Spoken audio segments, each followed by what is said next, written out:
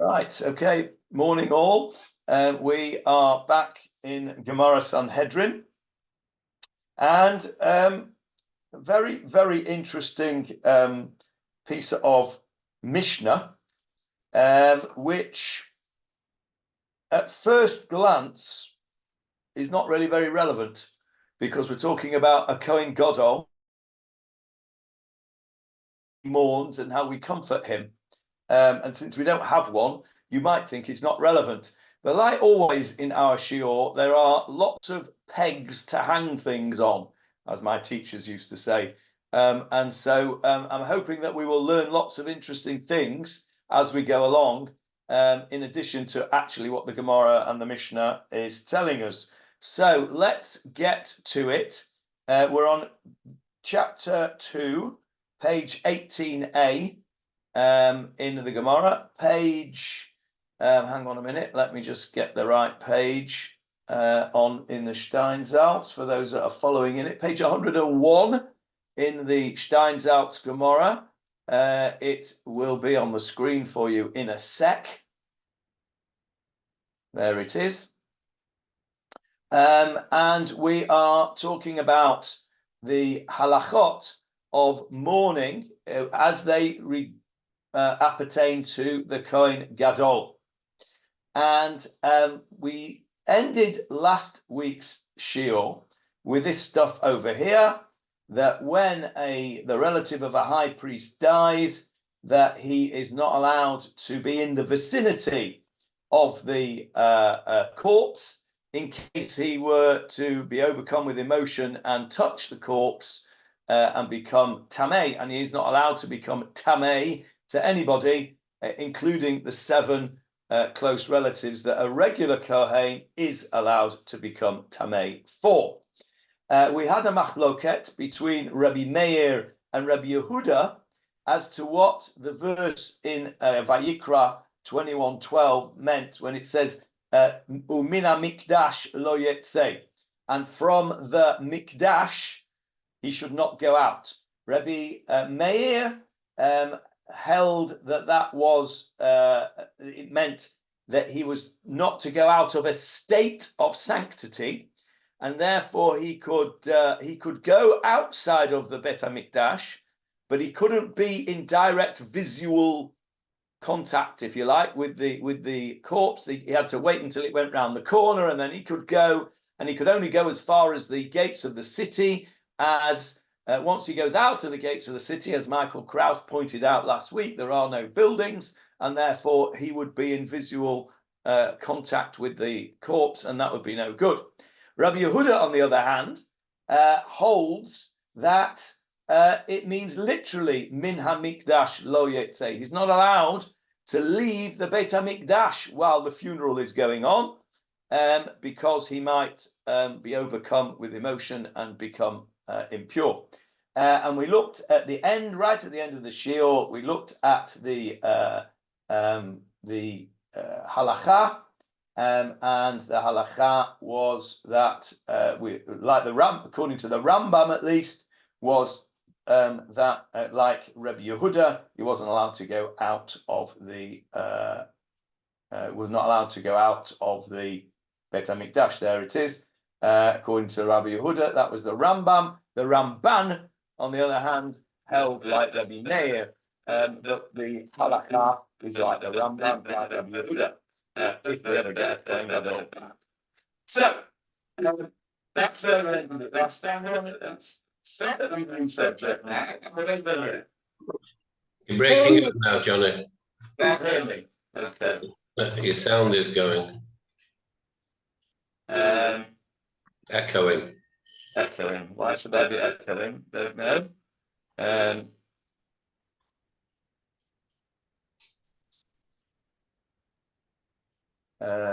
Is everybody muted? Let me mute it. No, that's better. That's better now. That's better now? Yeah. Okay. I didn't do anything, but maybe it's like Hannah said, the internet's being affected by what's going on around us. Mm-hmm. Okay, so can you still see the screen? Yes. Yes. Right. So just a correction to what I said last week. about the Ramban. On further reading, I got the impression that only while he's in sanctity, the Kohen Gadol can't actually leave the physical grounds of the Beit HaMikdash. But if he's not doing Avodat HaKodesh, then he agrees with the Ramban. If he's, say that again, Hannah. If he's doing Avodat HaKodesh, yeah, he can't go out of the Beit Mikdash at all. But if he's not, then he agrees with the Rambam. No, the Rambam says he can't go out at all. You mean he agrees with Rebbe Meir? Rebbe Meir, yeah. Yeah. Okay, fine. Okay, that makes sense as well. Right. So here we are over here, where my pointer is on the page.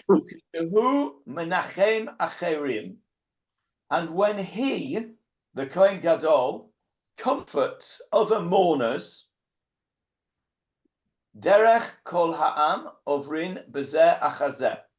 The procedure when somebody is comforting a mourner at a funeral is that the mourner stands in a particular place, and all the mourners pass by one after the other, and they will say various words of comfort, whatever that may be. In Anglo circles, it is you wish a person Chaim Arukim, long life. In Israeli circles, you say to people Shalot Tedu Od Tsar, you should not know any further trouble. And there are all various different offerings of consolation that you can give, and each community will have its own way of doing it. The idea getting through here is the procedure, not exactly what was said. Another thing that we tend to say these days is Amakom Yenachem Etchem B'toch Sha'ar Avelei Tzion V'Yerushalayim. May Hashem comfort you amongst all the other mourners of Zion and Jerusalem. This piece of Mishnah is not talking about what is said, it's about how the procedure is. And the procedure appears to be that the mourners stand in a particular place, and the comforters pass by one. Our custom in England was that the mourner sits on a low chair when the comforters pass by them. But it would appear that in the Mishnah time of the Mishnah, they stood whilst the people passed by them. Is this not the shura? No, the way we do the shura is different. Yeah. The way we do a shura, the shura means a row. Yes. The way we do a row is that the comforters make two rows. Yeah. And the mourner walks between the two rows. Yeah. This is not what the Mishnah is telling us. Doesn't that come first? I thought. Sorry? I thought that comes first before they sit down on the chairs. Well, that's what we do first, correct? Right. The Mishnah does not mention that. The Mishnah mentions what happens is that they stood up and the people passed by. Now, I sent out the little picture last week, and I also sent it out a few minutes ago on the Gemarah group. So let's see, I also got it ready to put on the screen, but I don't remember what I did, where I put it. There it is, I think.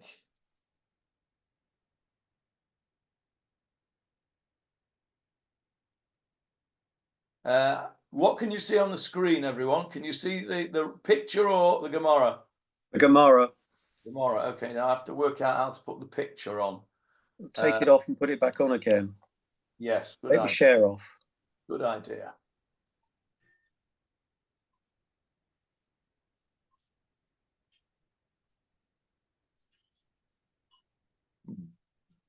Doesn't like that idea. One more second. Where is it gone again?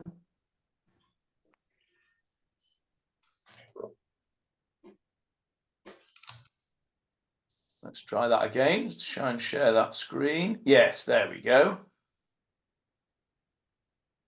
There we are. There's the picture. So here's the line of mourners, and they're stood up. There's the people passing by. Okay?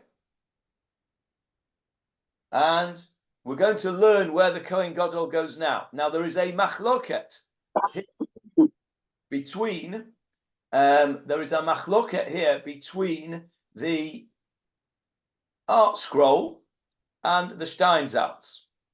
Okay, you're going to see that. It's very interesting. The picture I've given you is from the Artscroll. And the way the Rav Steinsaltz understands the Mishnah is different to the way Artscroll understands the Mishnah. And let's have a look. If I take that off, can you now see the Gemara? Yes, excellent. Right. So, the Mishnah says, Derech kol ha'am ovrin b'zeh achazeh. The people pass by one after the other. V'ha memuneh. And the one who is appointed. That means the deputy Kohen Gadol, the one who is appointed as the assistant or deputy Kohen Gadol, Matza'o, places him, okay, Matza'o, places him, Beino, between him, Ubein Lebein Ha'am, and between the people. Now, I stressed the word Matza'o, places him, because it doesn't say whom he places. If I take you back to the picture, right, there's the assistant Kohen Gadol. The Artscroll says when he placed it, the Mishnah says the assistant places him between the people. It means he places the Kohen Gadol between the people. So you have the assistant Kohen Gadol, then the Kohen Gadol, then the people, then the mourners. That's the Artscroll's explanation of the Mishnah. Okay, now let's look at what Steinsaltz says.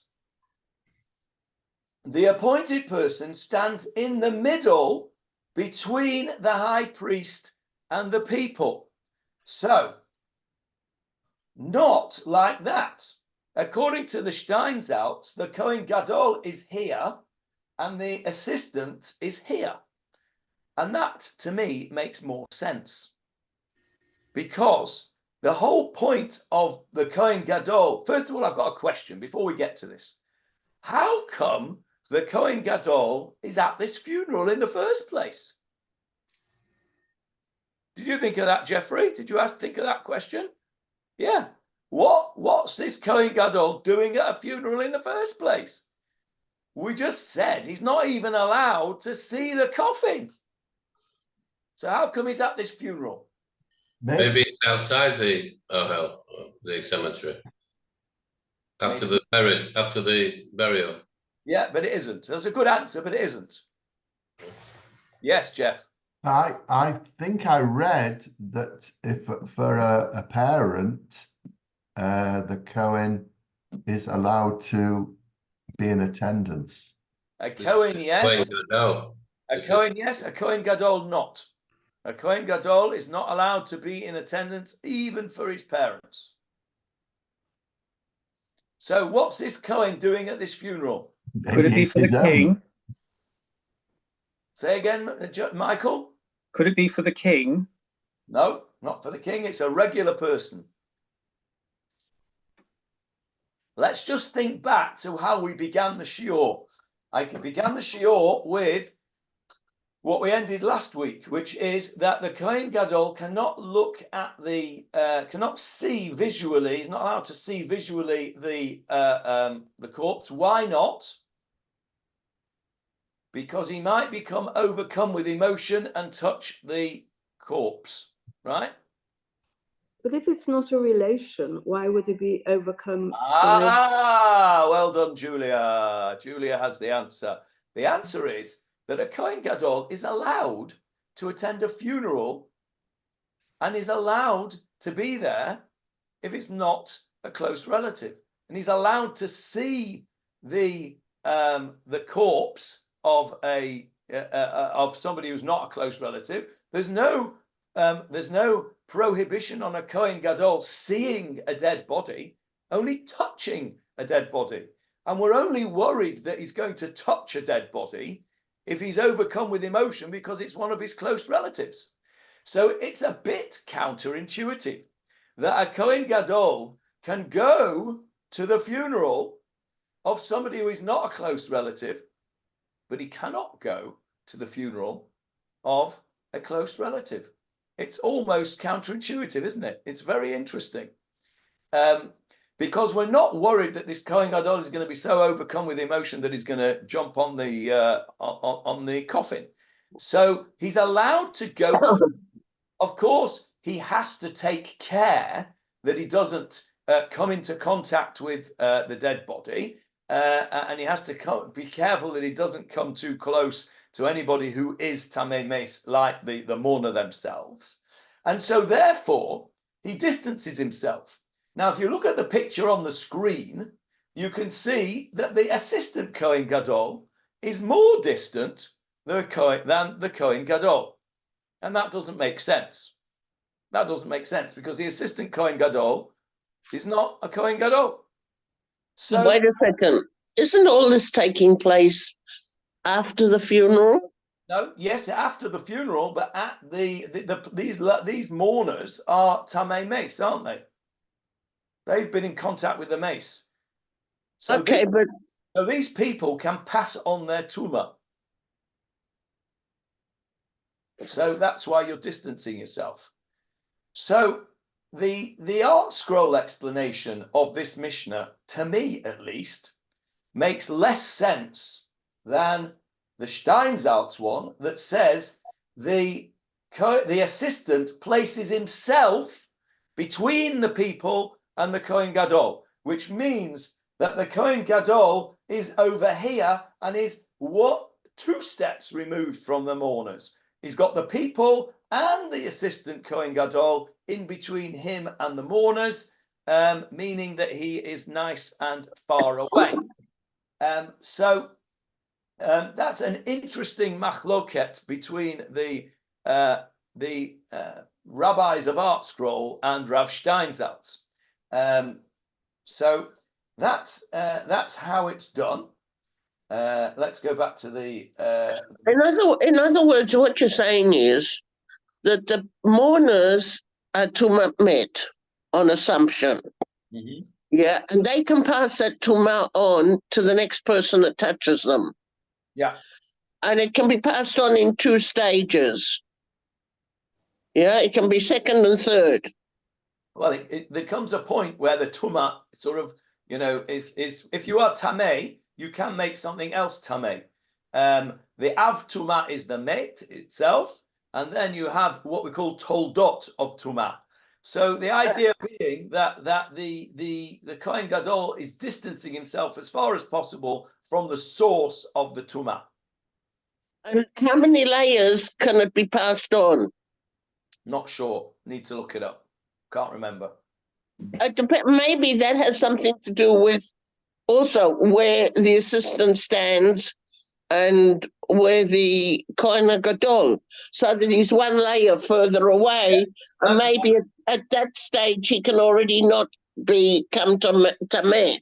That is why I think that the Steinsaltz explanation is a preferable explanation. That's my understanding of it, and that's why I think I prefer. That's why I prefer the Steinsaltz explanation of it. Now there's something slightly. I've got a slightly different problem. Is what if he's a really, really close friend of his who's just died? It doesn't seem to take account of that. So therefore, what would be the situation then? Or does the Mishna and Talmud not tell us about that? The Mishnah doesn't tell us about that, but I think you can probably derive logically that if a Kohen Gadol had a very, very close friend, he would himself understand that the precautions that he needs to take for his close relatives I mean, sometimes your friends are closer than your relatives, aren't they? So the Kohen Gadol, I think, would understand that he would not necessarily by halacha have to distance himself and behave as if this. By the way, just as an aside, a person is allowed to sit shivan for somebody who's not a close relative. Did you know that? You don't have to. You have to sit shiva for one of the close relatives, but a person is allowed to sit shiva. It's if somebody feels, for instance, for a rebbe, it was quite common that a person would tear kriya. Yeah, Ravido did that. And sit, yes, Ravido tore kriya for Rabbi Rabinovich, his rebbe. Yeah. And you can sit shiva as well. But that's a choice. And so the answer to your question, I think it's a good question. And I think the answer is that the Kohen Gadol would expect to apply his own seichel and say, I need to be careful here. This is a person to whom I feel very, very close. I don't want to be overcome by emotion. I had better impose upon myself the restrictions and not go to the funeral, etc. So the Mishnah doesn't tell us, but of course the Mishnah can't tell us everything about everything. So we do have to use some derivation, and of course that's how the whole of halacha and evolves over the centuries. Is that we have the principles expounded in the Talmud, and then the Rishonim will talk about the principles and derive things from the principles. The Acharonim will derive it from the Rishonim, and the modern day poskim will derive it from somewhere else, and we'll end up with modern day halacha, and that's how it works. So I think the answer to your question is that the Kohen Gadol would use his seichel and would impose upon himself those restrictions. Yes, Johnny. Rabbi Steinsaltz adds a little paragraph on the right saying the Kohen Gadol should be surrounded by other priests as well when he consoles others. It is for the high priest to console the mourners, provided that priests surround him, and then and the appointed official stands between him and the people. Yes. And he's got to be surrounded as well. Another safeguard. Another safeguard. So yeah, and it seems that is the halacha according to the Rambam. So it's interesting to me that the Artscroll picture is different and the Artscroll explanation is different. David Marks is our Artscroll expert. Have you got any insights on that, David?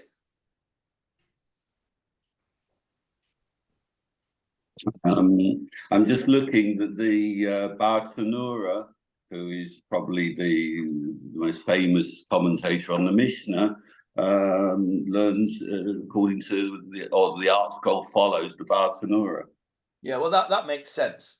That makes sense because, as you say, I mean, the Artscroll, you would expect the Artscroll to take the sort of, if you like, the standard line. You'd expect, if there was a difference, you'd expect Rav Steinsaltz to take the more. Maybe when we get to the Gemarah, we'll find out where Rav Steinsaltz gets this from. Maybe. It's an interesting thing, though. I mean, it's a very clear difference, though, isn't it? Rav Steinsaltz understands it very, very differently. And Rav Steinsaltz wouldn't have made it up. No, he certainly wouldn't have made it up. But if there was another way of looking at it that was perhaps more logical, that's the kind of thing that you'd expect Rav Steinsaltz to go along with.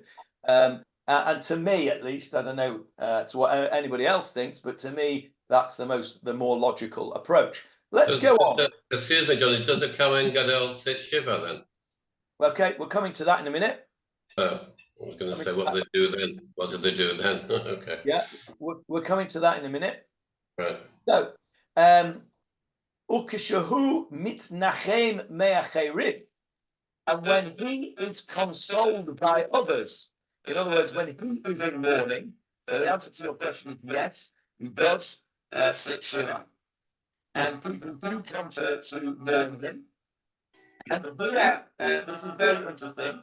It's a little bit. Sound's gone, Johnny. Sound's gone. Okay. Tell me when it comes back. It was echoing. Can you hear me now? Yeah. No, Michael Kraus can't hear me. Yes, we can hear you now. All right. Okay. So far we've got through half an hour without me dropping off. So I suppose that's a good thing. So here we go. When he is comforted by others, when he is in mourning, we're coming to something now which sounds a little bit to me a bit Christian. Johnny, that's translated here when he consoles others. No, when he is consoled by others. Oh, you're going in the middle, I'm sorry. Yeah. Oh, yeah, okay. Yeah. When he's consoled by others. Yes, I've got it now. Sorry. In his mourning. Kol ha'am omrim. This is what the people say. This is what the people say. The people say to him, Anachnu kaparatecha. We are your kapara. We are your atonement. Okay? It's a bit Christian, this. I don't like it very much, to be honest. What they are saying is, we should take the punishment on your behalf. We should have any kind of we should be the kapora, if you break something. Jeffrey's smiling because our mutual relatives, his mum and our grandmother, would have said, if you broke something, soll sein a kapora. It should be a kapora. In other words, that should be the worst thing. That should be the punishment. Should go onto the cup that you broke instead of you. And what these people are saying to the Kohen Gadol is, we will take your punishment on us instead of you having it. And that's a bit Christian. Supposedly Jesus died and took all the kapora for his people. So I don't know, I'm not really keen on that. But anyway, that's what the Mishna says. And he says back to them, what would you expect him to say back to them? You are atoned. You are atoned. You'd expect him to say, thank you very much. Yeah. Right? And what does he say? He says more or less that. He says, Titzbarachu min hashamayim. He says, may you be blessed from heaven. In other words, may you not have any punishment from heaven. I don't want you to have any punishment from heaven. On my part, I'd much rather you were blessed from heaven. And it's a very nice sort of interaction between them, even though it's got some connotations only because I've been brought up in a Christian society, I suppose. So the people say, Anachnu kaparatech, or we will be your atonement, and he blesses them and he says, may you be blessed from heaven. Okay, so that's when he is comforted by others. Now, the next bit is really fascinating. Mavrin oto. What is the root of that verb? Mavrin oto. The Steinsaltz translates it as when they comfort him with the first meal. But I want to know what is the root of that verb, please. Revive, to make healthy. To make healthy, correct. From the word lahavri means to make healthy.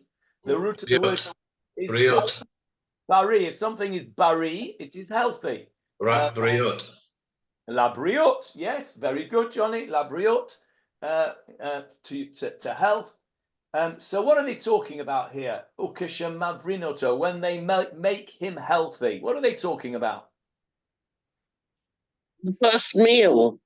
Okay, the first meal. The first meal after somebody dies is called what in Hebrew? Breakfast. Seudat Havra'ah. Okay, well done, Johnny. It is not called breakfast, Jeffrey. It is called breakfast in English because I don't know why it's called breakfast in English, because it does not usually happen at breakfast time. I don't know why. People must really haven't eaten all day. They haven't eaten all day. I don't know, but it's not a great translation, and it's not what it means. Johnny is much more nearer the mark. Say it again. What you think it's called, Johnny? Seudat Havra'ah. Okay, pretty good attempt. Anybody else know what it's officially called? It's called Seudat Havra'ah. Oh, okay. The Seudat of healthiness. Okay, the Seudat of making healthy. Revival. Revival. Yeah, it's called the comforter's meal, but it doesn't. The Havra'ah doesn't mean comforting. It means to revive, to make healthy. It is traditionally made up of what? Boiled egg. Egg. A bagel. What else? An egg, some Bagel. ashes, a bagel that's An round. egg. Whatever's round. It doesn't have a beginning and it doesn't have an end. Okay, And it Olives. symbolizes eternity. okay. You're all correct. Let's And just some say that ashes. Chopped herring. Schmaltering. No, that is not traditionally part of Seudat Havra'ah. I mean, it might be traditional, but it doesn't have a source. All the other things do have a source. So somebody said eggs, they are round. Somebody said bagels, they are round. Somebody said olives, they are round. No, ashes. I said ashes. Ashes, some people have ashes, yes, but that you're thinking about Tisha B'Av, where we dip our things in ashes, we dip our food in ashes. What is the most traditional, the most original Seudat Havra'ah, the most traditional and original round food of the meal of Havra'ah? Pizza bread. Say that again. Lentils. Lentils. Hannah is correct. Lentils. And Lentil. what is this ancient source of this lentils being the most common? Yes, Jeffrey? It's the pottage. It's what they did for when they were sitting shiva for Abraham. Yes, and where do we know that from? Where do we get it from? Yeah. Well, there was a birthright that was sold for it. Excellent. It is there on the screen for you in Parshat Chayei Sarah and beginning of Toldot. The end of Chayei Sarah, beginning of Toldot. We read this story, and there it is on the screen for you. Can you see it, Jeffrey? Yeah, Jacob Verse- cooked a verse pottage and 29, Esau gave him the verse food and he was 29. faint. Yeah. Read And it. Esau said to Jacob, pour into me some of this red pottage, for I am faint. He was therefore named Edom. Right, now you probably can't read this because it's small. The grey bit on the screen is the Rashi. And Rashi says very clearly, he comments on min ha'adom, this red stuff. He says, adashim adumot. These were red lentils. V'oto hayom, and that day met Avraham. Avraham died.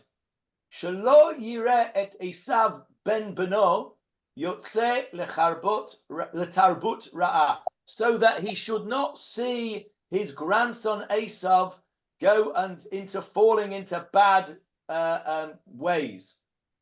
Ve'ein zo seva tova. This is not called dying at a good old age if you see your grandson misbehaving. So, as it were, Kodesh Baruch Hu, it says, made him die 5 years earlier so that he wouldn't see this. And then the Rashi goes on to say, Ubishel Yaakov Adashim. And Yaakov cooked Adashim. Have a look at this next word. I don't know if you can see. Can you see the Rashi, or is it too small? It's very small. Okay, so this word here, these words here that I've highlighted say, yeah, Jacob cooked the lentils, lehavrot et ha'avel, lehavrot, to revive, to make healthy the avel, the mourner, and that is the source of the lentils being the mourner's food. And Rashi goes on to explain why. Lama adashim, and why lentils, says Rashi, shedomot legalgal, they are like a wheel. שהאבלות גלגל החוזר בעולם, because mourning is like a wheel revolving around the world. V'od, and furthermore, ma adashim ein lahem peh, just as a lentil has no mouth, in other words, it has no opening, it's round, completely round. Kach ha'avel ein lo peh, there is a mourner has no mouth. Why? She'asur ledaber, he's forbidden from speaking. What does it mean? It's forbidden from speaking about, and saying that it's not fair and it's bad and all these things. Ulefichach, and therefore, haminhag, the custom is lehavrot ha'avel, to make healthy, to give this food to the avel, bitchilat ma'achalo bitzim. It's also customary to give him eggs, shehem agulim. They are also round, ve'ein lahem peh, and they don't have a mouth. Kach avel ein lo peh, etc., etc. So, as Jeffrey quite rightly said, the source of our minhag to have eggs and bagels and olives and lentils, and particularly lentils, is very ancient. It is from the Torah itself. Rashi tells us this, and that is the Seudat Havra'ah. So the next time you call it a breakfast, Jeffrey, you can not call it a breakfast. You can be correct, and you can call it the Seudat Havra'ah, and everybody will say to you, "What's that?" And you'll say, "It is the Comforter's healthy, reviving meal, which may or may not be breakfast." Yes, John. Jeffrey, tell them to look at Rashi when you tell them. You tell them looking Rashi on. Why does the next bit about the not speaking in the Rashi? Where we lost that from now? Just because we can't do it anymore. What it means is that the mourner is forbidden from speaking. Yeah, but they do speak today, though. Yeah, it means they're not forbidden from speaking completely. They're forbidden from speaking and complaining about their loss.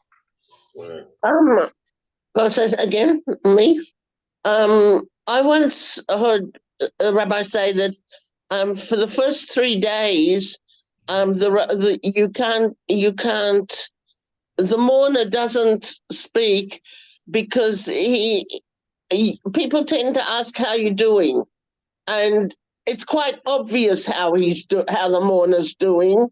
For the first 3 days, you don't expect him to say anything because he's broken and he's mourning.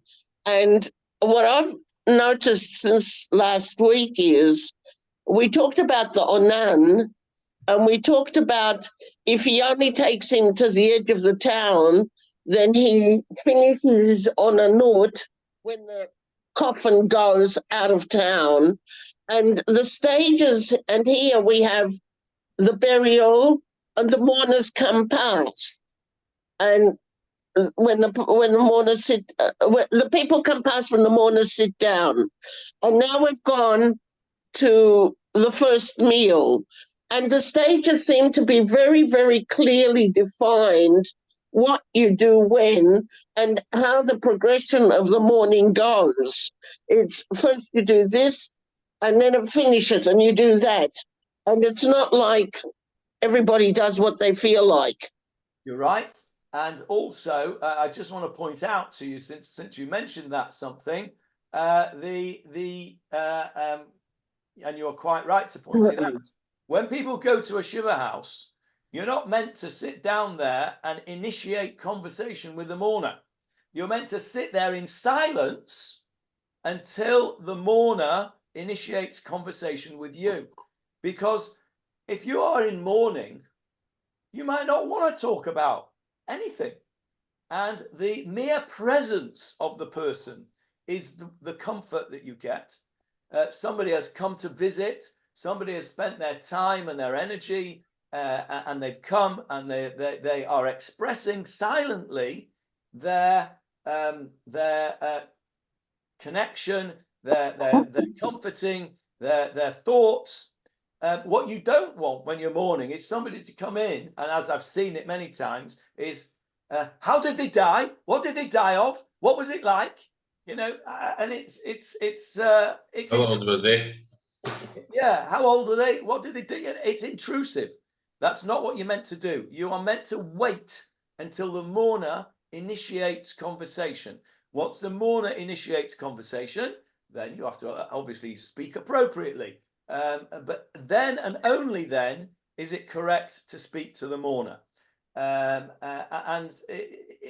Those of you who sadly have been through this this situation will have no doubt had people who've come in and been somewhat, if you like, disinhibited in their conversations and inappropriate in the way they speak. And Hannah is absolutely right. One of these days, maybe we'll learn the halachot of Avelut. They are very defined. We have this period of aninut. Then we have a period of Shiva, and we have within the Shiva, we have the first 3 days, as Hannah says, it's more intense. And then we have Shloshim, and there are various restrictions in Shloshim. And then we have 12 months, and then then we have 11 months of Kaddish, and then we have 12 months of mourning, etc. So the thing is very, very rigid in a way, and it's rigid for a reason. Because some people find it difficult to know how to behave around people who are mourning. I've seen people actually avoid people who are in mourning because they don't know how to. They don't know what to say. They don't know how to behave. It's difficult for them, and I understand that. I've seen people who have either forgotten or not been able or missed the boat and didn't go to the Shiva house. Avoid people for so many months because they feel embarrassed that they didn't go. And of course, you know, this is not the way it should be, but this we're digressing. Anyway, so let's go back to what we're talking about, which is here on the screen is the source of the Seudat Havra'ah. So we've learned something today. It's not breakfast, it's Seudat Havra'ah. We've learned the source of this. We've learned what it is. But what next thing we need to learn, let's go back to the Mishnah. Mavrin oto, when they feed him this reviving meal. What's that all about? When they feed him, why does he not feed himself? It is customary, I'm sure you all know that it is customary for the person who is in mourning to be given the meal, the first meal that we've described, this Seudat Havra'ah. It's provided by friends and neighbors. It should not be his own food. Why not? And where is that from? What is the source? Now, Jeffrey told us the source of the lentils. Well, part of the source is the same thing, because Yaakov was making the food. Yaakov wasn't sitting Shiva. Who was sitting Shiva? Yitzchak. Yitzchak was sitting Shiva. So Yitzchak didn't make his own soup. Yaakov made the soup for him. So there's a first source, but there is a more direct source, a later source, a more explicit source, and I'll be super impressed if anybody knows where it is. The Gemarah quotes it, and so perhaps we should look at the Gemarah first. Anyone know where the Gemarah that discusses the inyanim of Shiva is? No, but could it be anything to do with Joseph when Jacob died? No, but it could have been. I mean, it would have been that was a good guess. It's not. The Gemarah is in Moed Katan. Moed Katan deals with the various customs and halachot of mourning. It is that you should be able to see it on the screen. Can you? Yes. Excellent. Right. Amar Rav Yehuda Amar Rav. So anyway, even if we don't learn much Gemarah of Sanhedrin, we're going to learn a little bit of Moed Katan, so it counts as a Gemarah share. Amar Rav Yehuda Amar Rav. Rav Yehuda says in the name of Rav, Avel, a mourner. Yom Rishon, the first day of his mourning. Asur le'echol lechem mishalo. It is forbidden for him to eat his own bread. Okay, so there it is. There's a halacha in Moed Katan. And so the Gemara asks the question. Where do you know that from? Okay, how do you know that? You know it from the Mishna. Breaking up again, Johnny. Sorry, you're breaking up. The sound's breaking up again. Let me know when you can hear me again clearly. No? Can't hear me? Okay, let's give it a few seconds. Any better? Yes. Yes. Okay. Yes. Yeah. Mid'amale Rachmana, HaKadosh Baruch Hu, Rachmana, that means the merciful one. Okay, who is the merciful one with a capital M and a capital O? Good. HaKadosh Baruch Hu, what my son calls the big boss. Okay, Rachmana says, Hashem says to Yechezkel, and I'll show you the pasuk on the screen now. There it is. Jeffrey, if you can read it for us in the screen, verse 17. Melt away in silence, the mourning for the dead you shall not make. Your glory bind upon yourself, and put your shoes on your feet, and you shall not enwrap yourself over your upper lip, and you shall not eat the bread of men. Okay, stop there. What is this talking about here? What he's talking about is Hashem says you're going to be in mourning, but you're not to behave like a mourner. The previous pasuk says, you shall not lament nor weep, neither shall your tears come down. Melt away in silence. A mourning for the dead you shall not make, so you shouldn't behave like a mourner. Your glory bind upon yourself. What's that talking about? What is the glory that you bind upon yourself that you don't? To fill in. You don't do that when you are an onain. So it says you won't be having that. Put your shoes on your feet. Why? Because a normal mourner takes them off. You shall not enwrap yourself over your upper lip. I'm not quite sure what that's referring to. It might mean not trimming your moustache because you don't, men, and I suppose most men, but some also women sometimes need to, get rid of their upper lip hair. Yes, David, you wanted to add to that? Yeah, I think it's mentioned in Mishna Cotton that it was an ancient minhag to put like a scarf around your face that covered your lip as a sign of mourning that we don't do today. Okay, that's interesting. Okay, I wondered whether that was something like that. That's good. Thank you for that. And then it says, you shall not eat the bread of men. Why not? Because a mourner eats the bread of other men, not himself. And this, ladies and gentlemen, is the source of the Seudat Havra'ah the friends or the neighbors give. This pasuk is the source of that minhag. Fascinating, no? There it is. The Gemara points us to this pasuk in Yechezkel, which tells us the prevailing minhagim of Avelut, one of which is that you do not eat the bread of men. So we go back to the Moed Katan, and the Gemara says, the merciful one says to Yechezkel, when the latter is in mourning, nor eat the bread of men, which indicates that other mourners must eat bread made by others. It was related that when Rabbah and Rav Yosef, Mechalfi Seudataihu lehadadei, when they were in mourning, it would appear that they were in mourning at the same time. They would exchange meals with one another.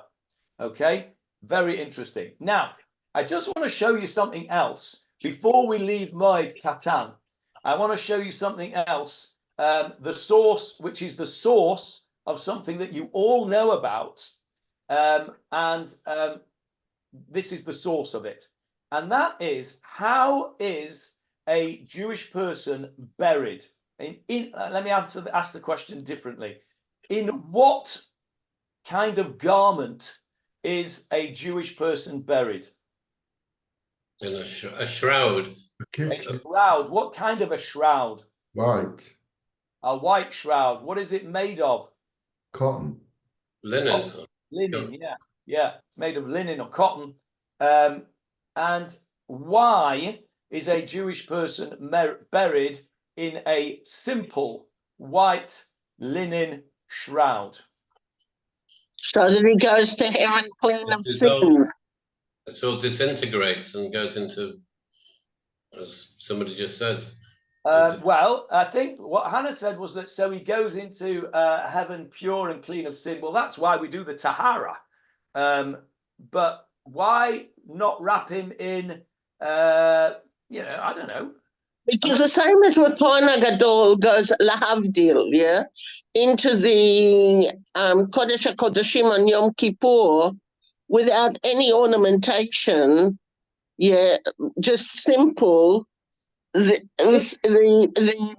dead soul, yeah, goes up to heaven, simple and plain, and without all its I don't know what word to use. Without all the decorations. Yes, isn't it right. like school uniform? All right. Very good, Julia. Very good. Let me come back to that in a sec when Jeffrey's had his say. Well, we come into this world with nothing, and we can't take anything with us other than our mitzvahs. Correct. All of those things are right. And I'm going to show you in this same Gemarah, the same page of Gemarah, I'm going to show you that this was not always the way. This was not always the way. We were not always buried in white, simple linen shrouds. It's further up the page. Hang on a minute.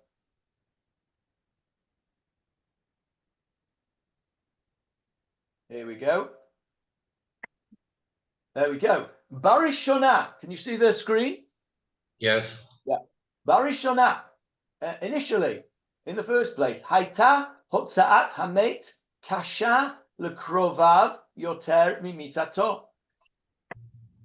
In some time in the past, initially, taking out the dead for burial was more difficult than actually the death itself. Why? Says the explanation here in light, which is not actually what it says in the Gemarah, but it's explaining the Gemarah. Because it was customary to bury the dead in expensive shrouds, which the poor could not afford. And the last thing you wanted to do was for everybody to say, "Oh, look at that schnorrer! He's burying his dead relative in some schmatty little white shroud. Can't even put together a few pennies to find a decent burial shroud for him." Okay, and it says the Gemarah, "Ad shahayu krovov manichim oto uborchin." It got to the situation that was so bad that relatives would sometimes dump the body and run away, so nobody would know who it was that the body had been dumped, and didn't know who the relatives were because they were ashamed that they couldn't afford the fancy burial things. What a terrible thought, right? Ad Shaba Rabban Gamliel, until Rabban Gamliel came along. So we're talking here after the time of the second Beit HaMikdash, talking about the early part of the Common Era, first 100, 200 years, 100 years probably.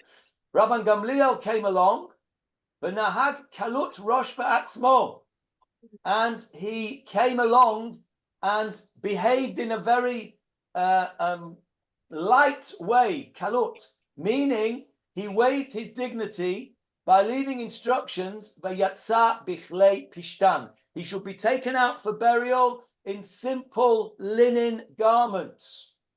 V'nahagu ha'am acharav latzet bichlei pishtan. And ever since then, after that, everybody took their dead out in the same white, simple garments.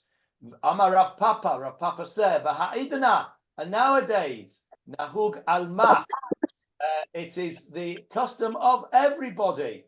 Afilu b'tzarda bar zuzah. We take out the dead in simple garments which only cost 1 zuz. Okay, what's a zuz? A farthing. What you buy a goat for? No, you buy a goat for 2 zuzim. Yeah. What you buy half a goat for, right? It's a small amount of money. Okay, so here is the origin. This Gemara, Moed Katan 27b, is the origin of the simple white shroud. Now, I thought that would be interesting for you to know. So that was just a bit further up on the page where we've just learned. Yes, Johnny. Just, I've been thinking of it all week since you mentioned it last week, that soldiers, unfortunately, are buried in a coffin because they're buried in the uniforms you mentioned. What do they do with a soldier who's injured and then dies? Do they redress him in a uniform and then bury him? I think so. Yeah, I think so. It's a badge of honor. It's a badge of honor. It's their entrance to, it's their entrance to Gan Eden. I would imagine also that they do. So many soldiers that die, unfortunately, in the fighting. I think so. I'm not 100% sure, so don't quote me. I've just been thinking of since you mentioned it. I think so. Yeah. I would imagine that they all redressed because they would go through Tahara. Yeah. So they would have to be redressed. But also when was it? In 73, I spoke to a young soldier at the time, a girl, said that sometimes they found soldiers that there wasn't very much left of, or they were very badly defaced, and therefore they buried them in coffins so that the family wouldn't suffer. It was to protect the family and their honor. Yeah. All right, time's up and I need to go because I've got a meeting. So let me just unshare the screen and just recap what we've done today. We spoke about the way the Kohen Gadol comforts others. We spoke about the difference of opinion between the Artscroll explanation of the Mishna and Steinsaltz explanation, and we showed you the picture of how it works. We spoke about the bracha that the Kohen Gadol gives to the mourners who are coming to comfort, not the mourners, the people who are coming to comfort him and offer to take their punishment, as it were, of the Kohen Gadol upon themselves. We saw the real name of the breakfast, the Seudat Havra'ah. We saw the source of it being Yaakov's making of the lentil soup. We saw Rashi explaining why round foods are used. We saw the Gemarah in Moed Katan telling us that it is the custom not to eat one's own bread from the book of Ezekiel, and we also saw in the same Gemarah we saw the source for everybody being buried in the same simple white shrouds. So a very interesting lot of stuff today. We'll carry on next week, please God. We will be talking about how we'll carry on how the Kohen Gadol sits Shiva, and then we will come on to talk about the king. We'll move on from the Kohen Gadol, probably finish the Kohen Gadol next week, might start the king, depends on how many tangents we manage to go off at. Any questions today? Okay. Shabbat Tov, everybody. Shabbat Tov. Shabbat Tov. Bye-bye. Shabbat Shalom.